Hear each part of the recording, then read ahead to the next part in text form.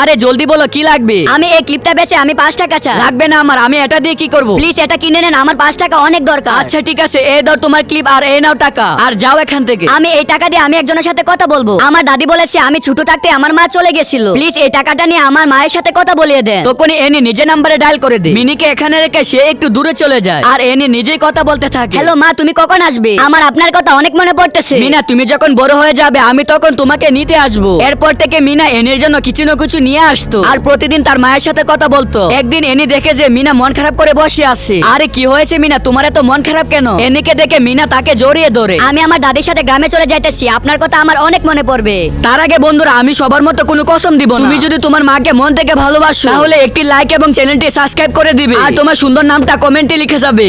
এই নিন, এটা আপনি রাখেন, এটা আমার তরফ থেকে। কিন্তু এনি এটা রাখে না। যদি আপনি আমাকে ভালোবাসেন তাহলে এটা আপনি রাখবেন। বাই বাই করে তখনই মিনা এখান থেকে চলে যায়। এনি যখনই এটা খুলে তখনই একটা চিঠি পায়। আমি আমার মাকে কখনই দেখিনি, কিন্তু আমার মা সাদা কাপড় এবং কালো প্যান্ট পরে থাকতো। আর যখনই আমি আপনাকে দেখি তখনই আমার মায়ের কথা মনে পড়ে। প্লিজ মা, আমি আপনাকে ভালোবাসি। তখনই এনি মিনাকে খুঁজতে শুরু করে। মা, আপনি আমাকে খুঁজতেছেন নাকি? মিনাকে দেখে তো এনি তাকে বুকে জড়িয়ে এনে। হ্যাঁ, এটাই মায়ের ভালোবাসা। আরে সরি বস, আমাকে মাফ করে দেন, আমি এমনিতে চাপের মধ্যে আছি। আরে তাড়াতাড়ি আসো। আগে এটা বলো, তোমাকে এই প্রজেক্ট তৈরি করার জন্য কে দিয়েছে? আরে বস কি হয়েছে? এই ধরো তোমার ফাইল। বস এই ফাইলের কোনো সমস্যা হলে আমাকে বলে দে, তাহলে আমি নতুন করে আবার করে নিয়ে আসবো। আমি তোমাকে এই কোম্পানি থেকে বের করে দেব। তুমি যতদিন কাজ করেছো ততদিনের টাকা ম্যানেজার থেকে নিয়ে নাও। কি হয়েছে এনি, তোমার তো মন খারাপ কেন? বস আমাকে চাকরি থেকে বের করে দিছে। কি বস এটা কেন করেছে? তুমি এখানে দাঁড়ো, আমি এখনই বসের সাথে কথা বলতেছি। বস আপনি এটা এনির সাথে কেন করেছেন? আমি যেটা করেছি সেটা ভালোর জন্যই করেছি। আমি যখনই অফিসের একটা কোণে যাচ্ছিলাম তখনই সেটা দেখি। মা আপনি জানেন আমার বস অনেক ভালো। আমি যে কাজই করে দেই না কেন ওনার কাছে সবগুলোই ভালো লাগে আর ভালো একটা টাকাও দেয়। দেখবে আমি একদিন অনেক টাকা ইনকাম করব আর বাবাকে আর কাজ করতে দিব না। এনি তোমার বাবা তোমার ভবিষ্যতের জন্য রাত দিন কাজ করে। প্লিজ তুমি তোমার চাকরিটা ছেড়ে দাও আর পড়ালেখায় মনোযোগ দাও। আশা করি এটা শুনে তোমার বোঝা হয়ে গেছে। আচ্ছা এই নাও, এটা এনিকে দিয়ে দিও। আরে এনি এই নাও, এটা তোমার জন্য বসে দিয়েছে। এনি আমি তোমাকে চাকরি থেকে বের করতে চাইনি, কারণ তোমার বাবার এতদিনের স্বপ্ন আমি ভেঙে দিতে পারবো না।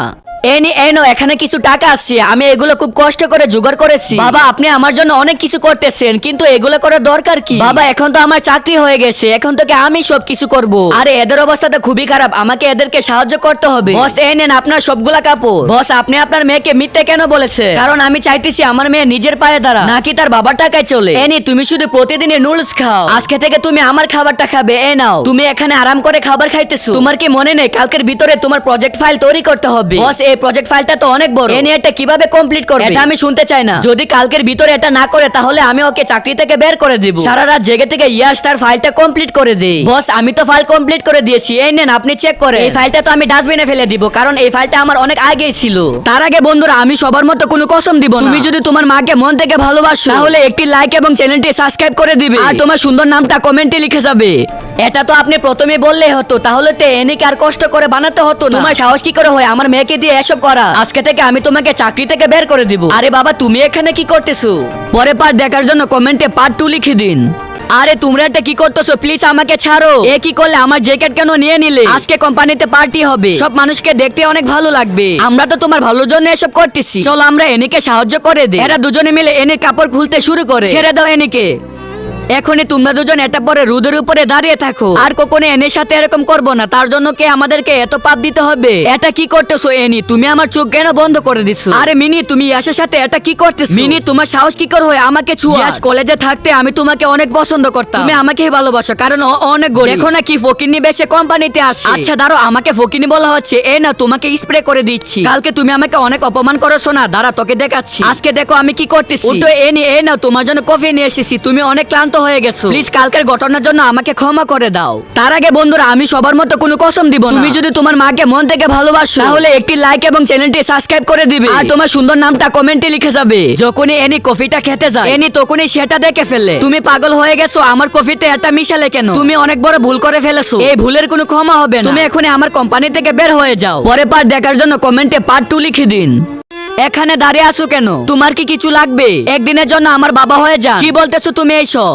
একদিনের জন্য আমার বাবা হয়ে যান। যদি বাবাদের মিটিং হয় তাহলে আমি সেখান থেকে চলে আসবো। সেখানে যাই হয়ে যাক না কেন আপনি আপনার পরিচয় দিবেন না। কিন্তু আমি তো তোমার বাবা না, আমি কোনো কথা শুনতে চাই না। সবকিছু উল্টা পাল্টা হয়ে যাবে যদি কেউ জেনে যায় উনি তোর বাবা লাগে না। বাচ্চাদেরকে পড়ানোর জন্য বাবা মায়ের সবসময় পাশে থাকে।